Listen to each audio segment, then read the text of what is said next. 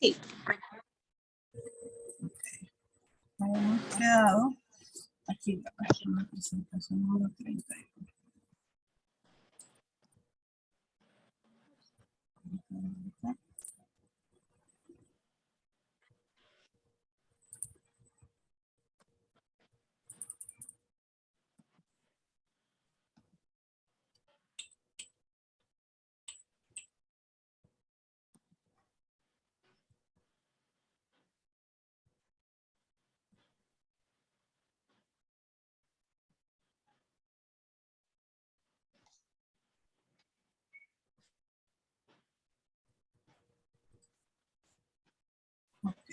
Entonces estamos hablando del mutualismo. Sí, dígame, Luis. Para ver lo que usted está mostrando por Zoom, ¿cuál archivo es? El que dice lectura de seguridad social en PDF, ¿o cuál sería? Ese, bueno, hay uno que dice presentación.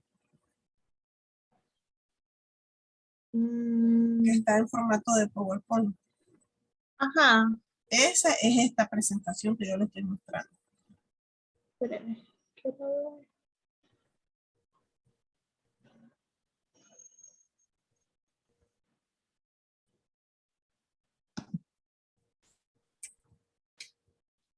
Bueno, sigamos. Ok. Bueno, estábamos hablando sobre el mutualismo, ¿verdad? Que esta fue otro de los sistemas de ayuda mutua que, a diferencia del ahorro privado, le comentaba desde que ya está presente el principio de solidaridad. ¿Por qué? Porque estamos hablando de que era una asociación, o sea, un grupo de personas que aportaban parte de su dinero, por así decirlo, para contrarrestar aquellas situaciones como la vejez, la invalidez, la enfermedad, la muerte de las personas que hacían parte de este mutualismo, de esta asociación. ¿Cómo iniciaron o cómo funcionaron? Ellos funcionaron inicialmente en forma oculta y de forma misteriosa, por decir así, para esto del siglo XIX, cuando todavía el derecho de asociación todavía no existía. Y también, pues, al contrario, ¿verdad? Este derecho de asociación estaba proscrito en la ley, es decir, que todavía no aparecía. Y fue hasta que a mediados de esa misma centuria desaparece lo que es la prohibición y solamente así cuando desaparece la prohibición del derecho de asociación es que ellos comienzan a tener una existencia legal y una personería jurídica. Tales asociaciones organizadas, algunas de las cuales todavía subsisten, agrupan a profesionales, a magistrados, comerciantes, artesanos y profesores. Esas fueron las primeras actividades económicas o profesiones que formaron parte de lo que fue el mutualismo. Algunos profesionales, magistrados, comerciantes, artesanos y profesores también. Con el correr del tiempo y con el curso del siglo XIX, dice, la multiplicación de los riesgos y necesidades para la población trabajadora condujo a que el Estado fijara su atención en ese movimiento y se delinearon los primeros planes de coordinación pública para superar los esquemas por demás limitados de la mutualidad meramente individual y espontánea con la cual se alineó la ruta de la seguridad social. Fíjese bien la importancia que tuvo el mutualismo, porque básicamente nació como algo privado, o sea, una asociación, de personas se reunieron con el fin con el fin. Espérenme que soy yo. Okay. Me avisa.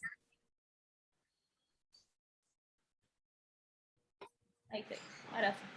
Ok, entonces, como le mencionaba, pues la importancia es que tuvo esto de que al nacer de manera privada, pues el Estado se fijó en la utilidad que tenían ellos y pues obviamente esto condujo a que se alineara esa ruta ya acercándonos a la seguridad social.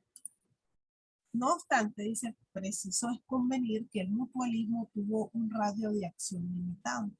Los aportantes eran personas de escasos recursos económicos y por consiguiente la cobertura de los riesgos y contingencias, dada la parvedad de las contribuciones, tenía que ser reducida. O sea, que empezó con, o sea, la idea era buena realmente, pero las condiciones económicas de ellos pues no daba lugar a que pudiera subventar en este caso pues todo lo que era la cobertura de riesgo y contingencia. Ok, vamos a hablar ahora sobre el seguro privado. ¿A qué nos referimos con seguro privado?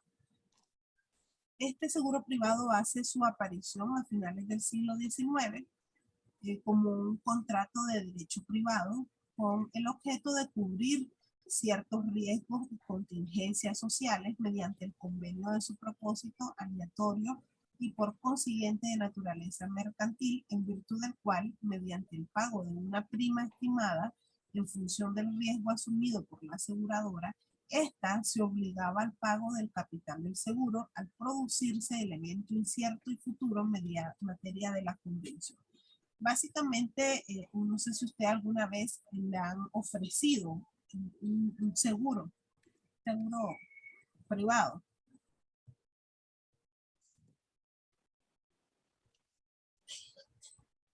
Grace, ¿Sí?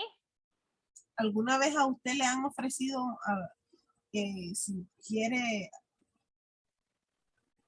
hacer Seguro. parte o firmar un seguro privado? No es el mismo que te dan cuando empiezas a trabajar en alguna empresa. Ajá. Sí, sí. ¿Y lo ha Pero firmado?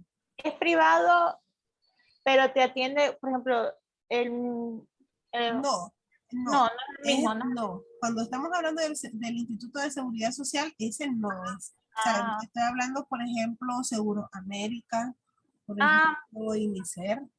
Esos son seguros privados. ¿Alguna vez ajá. usted ha contratado uno?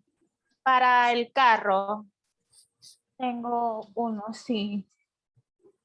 Ok, entonces cuando hablamos de seguro privado nos estamos refiriendo a esos.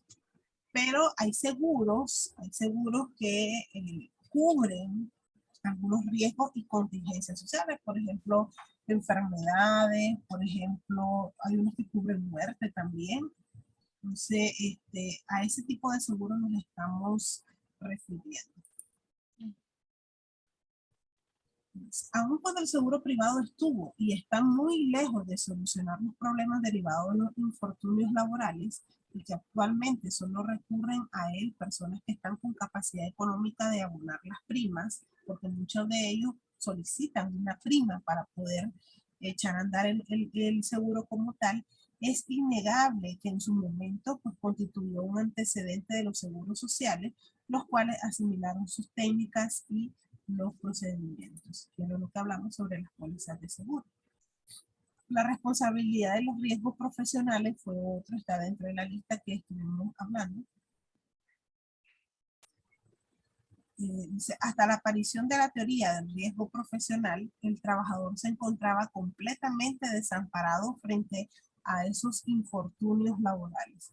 En caso de un accidente ocurrido en el trabajo o con ocasión directa a él, el empleador se acogía a la teoría civilista de la culpa, exonerándose de toda responsabilidad en tanto la víctima no acreditara que el evento dañoso se había producido por culpa del empresario. Imagínense cómo era el estado de desprotección en el que estaba el trabajador, de que muchas veces pues, el trabajador no tenía cómo demostrar de que ese acontecimiento había existido precisamente en un momento laboral, o mejor dicho, por culpa, en este caso, pues del empleador. ¿Y qué era lo que pasaba? Pues el empleador se acogía a la teoría civilista, que prácticamente lo liberaba o prácticamente lo exoneraba de responsabilidad y todo lo que conllevaba a los gastos de salud por parte del empleador, pues lo tenía que asumir él. Ante esa realidad, dice, se formula la teoría del riesgo con el propósito de amparar a los trabajadores víctimas de accidentes de trabajo Esta teoría constituyó un notable avance para su época porque en lo sucesivo el empresario que se beneficiaba con los resultados de la negociación debía asumir el riesgo del daño que sufrían quienes estaban a su servicio. Entonces, ¿cuál era la importancia que trajo consigo la teoría del riesgo? En que el empleador ya tenía que asumir esos gastos de salud que estaba o que había ocasionado, en este caso, pues al trabajador. En tales circunstancias, dice el trabajador, aparte de estar imposibilitado en la mayoría de los casos de acreditar la culpa de su principal, no estaba en condiciones económicas de seguir un largo proceso en la jurisdicción ordinaria. Entonces, los ordenamientos legales sobre la materia demostraron que la teoría resultó incompleta para amparar al trabajador porque solo consideraba dentro de su ámbito de aplicación personal a los laborantes de los establecimientos industriales en que se utilizaban máquinas que potencialmente pudieran crear un riesgo para el trabajador. O sea, la limitante de este ordenamiento, pues obviamente se iba solo para aquellos trabajos que eran considerados como muy peligrosos. Pero ¿qué pasaba con aquellos trabajos en donde no había tanto riesgo? Por ejemplo, el de una secretaria, por ejemplo, el de una recepcionista. O sea, estos trabajos quedaban prácticamente en el desamparo. Quizás por eso entonces la ley resultó ser pues, meramente incompleta. Entonces, estas carencias permitieron desarrollar la teoría del riesgo de autoridad, que vino a complementar la teoría anterior, y esta teoría considera que el trabajador está colocado bajo la autoridad del patrón y que en consecuencia el accidente que sufre en esas condiciones no debe dejarse a cargo del obrero, y por tratarse de un accidente sobrevenido en un servicio dirigido. Aquí ya prácticamente toda la responsabilidad se le está dando, en este caso, pues al patrón. Y se fija, si hubo un avance en cuanto a la protección del empleador. Y tenemos la asistencia social, que esta pues está orientada a solucionar el problema de la indigencia.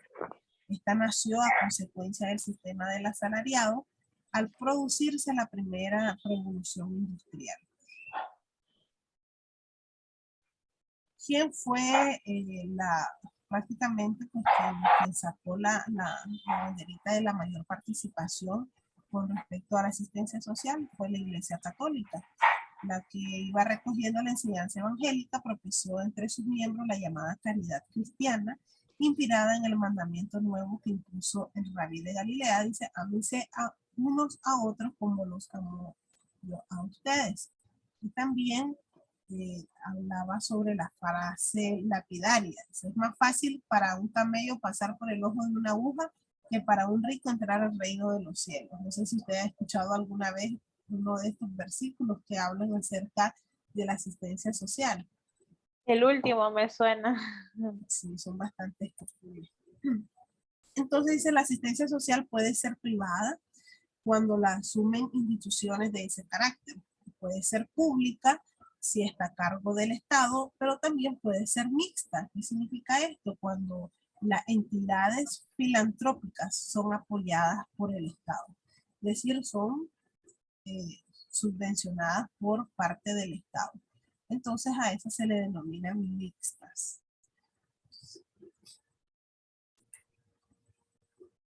Para los médicos, la asistencia pública fue un medio de poner en práctica sus conocimientos o de ensayar las nuevas técnicas que luego, ya comprobada su eficacia, aplicaban a sus pacientes particulares. Esa fue una de las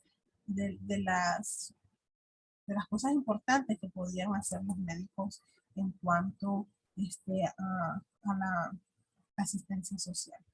Se correspondió a Alemania iniciar la segunda etapa de la revolución histórica de la seguridad social. Fue obra de Bismarck, quien presentó al Parlamento un proyecto de seguro obligatorio contra accidentes y enfermedades que alcanzó la consagración legislativa el 15 de julio de 1883. Aquí notamos acercando ya al derecho contemporáneo. Estamos hablando ya prácticamente de hace 1883, o sea, ya nos vamos acercando. ¿Cuál era el objetivo de esta ley? Pues proteger a los trabajadores de la industria de forma obligatoria contra el riesgo de enfermedad, y aquí se le anexa ya la contingencia de la maternidad. Estamos hablando ya de otro derecho social.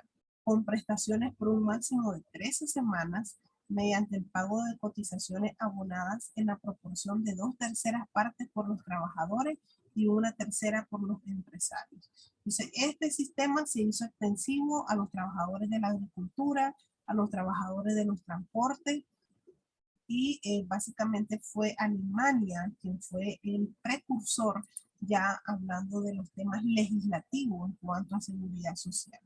Luego a esto le siguió la ley de seguro de vejez e invalidez.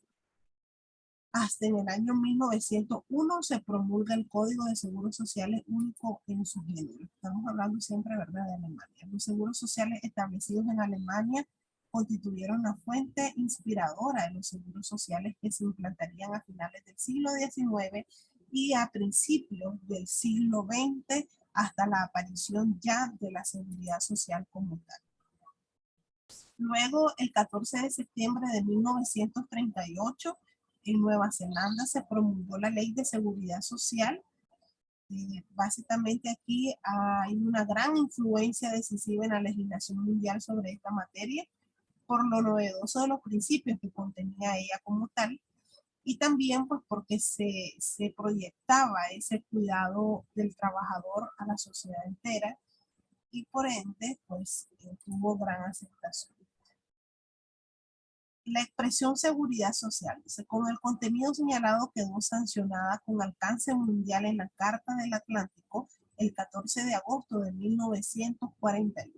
Y en la Declaración de Washington del año de 1942, que aquí para Nicaragua este sería el antecedente más histórico que hay. Más adelante lo vamos a ver. ¿Qué proclamaba esta Declaración de Washington? Dice, todas las naciones tienen el deber de colaborar en el campo económico-social a fin de garantizar a sus ciudadanos las mejores condiciones de trabajo, de progreso económico y de seguridad social. Luego, posteriormente a esto, en el año de 1942, se da la primera Conferencia Interamericana de Seguridad Social en Santiago de Chile. Y aquí se formula la Declaración de Santiago, en la que se proclama que cada país debe crear, debe de mantener y debe de acrecentar el valor intelectual, moral y físico de las generaciones venideras y sostener a las generaciones eliminadas de la vida productiva, o sea, cuando ya estamos en etapa de vejez. Y no menos importante en el orden de la evolución que estamos hablando de la seguridad social, fue la Declaración de Filadelfia, que fue aprobada por la Conferencia Internacional del Trabajo en el año de 1944. Esta conferencia o esta declaración convocó a los Estados miembros para adecuar los planes y programas de la organización a las nuevas exigencias sociales que se habían producido en el mundo y a señalar los principios informadores de la acción política de sus integrantes. Todo esto que yo les estoy mencionando han sido los antecedentes históricos con respecto a la seguridad social.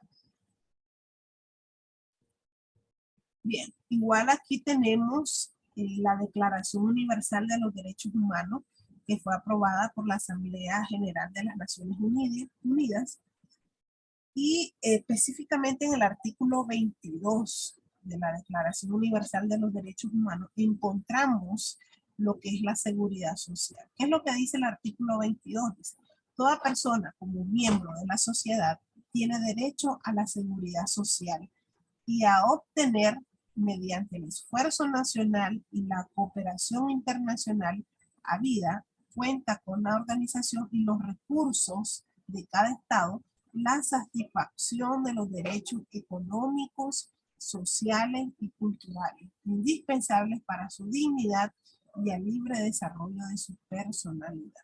Entonces, ya en esta Declaración Universal ya está consagrado ese derecho a la seguridad social. Dice también Esta declaración de los derechos humanos concuerda con el artículo 25 de esa misma declaración, que proclama que toda persona tiene derecho a un nivel de vida adecuado que le asegure, así como a su familia, la salud y el bienestar. Cuando hablamos de bienestar, estamos hablando de alimentación, estamos hablando de vestido, estamos hablando de vivienda, estamos hablando de asistencia médica, estamos hablando de servicios sociales necesarios. También derecho a los seguros en casos de desempleo, de enfermedad, de invalidez, de viudez, de vejez y otros casos de pérdida de los medios de subsistencia. Todo eso también lo contempla el artículo 25 de la Declaración Universal de los Derechos Humanos. Luego de esto tenemos aquí la Carta Social Europea, que esto fue el 18 de octubre de 1961. Tenemos la Convención Americana de Derechos Humanos en el año de 1969. Tenemos las Declaraciones Iberoamericanas de Seguridad Social que se realizó en Buenos Aires y en Panamá. Y en todas estas, en la Carta Social, en las convenciones, en las declaraciones, ¿qué fue lo que quedó establecido? Que el hombre, por el solo hecho de su condición, tiene derecho a la seguridad social. Eso es lo que hablan estos tratados y estos convenios internacionales. Entonces, consecuencia de todo este largo proceso fue la proliferación legislativa, primero sobre los seguros sociales y después sobre la seguridad social, hasta culminar con la aparición de una nueva disciplina jurídica que es el derecho de la seguridad social. Esta rama del derecho, esta disciplina jurídica, tiene autonomía científica, cuenta con autonomía científica, cuenta con autonomía normativa porque tiene su propio cuerpo de ley, tiene autonomía didáctica, tiene su propia autonomía técnica también, tiene sus propios principios, que si bien algunos no son privativos del derecho a la seguridad social, pero sí han contribuido en grado eminente a formar lo que es su sustantividad, o sea, para que sea sustantiva. También principios como la universalidad, como la integralidad, principios como la uniformidad, la solidaridad, todos estos son principios propios de esta materia. Hablando ya un poquito sobre los antecedentes históricos de la seguridad social en Nicaragua, yo le había mencionado que el más antiguo que nosotros conocemos es la firma del Tratado de Washington, que fue firmado por los países centroamericanos en la Convención Internacional de Derecho Laboral el 7 de febrero de 1923. ¿Cuál fue el acuerdo al que llegaron todos los países en esta convención? Se comprometieron a desarrollar programas de seguros sociales. Entonces ese es el antecedente más histórico que tenemos aquí en Nicaragua. Resulta interesante destacar que en nuestro país la seguridad social no surge de manera estructural e integral, sino que se legisló primeramente el aspecto laboral y de previsión social para después normar estrictamente la seguridad social. Y también todos estos que aparecen aquí pues son los antecedentes históricos que hemos tenido a lo largo de la historia. Por ejemplo, la ley del 12 de octubre de 1930, que se aprueba el sistema de jubilación al magisterio mayor de 60 años de edad. En 1940, que se emite el reglamento de jubilación, pensiones y subsidios de obreros y empleados ferroviarios. El 26 de octubre de 1940 se creó el Fondo de Pensiones de Ahorro para Empleados de la Banca Nacional.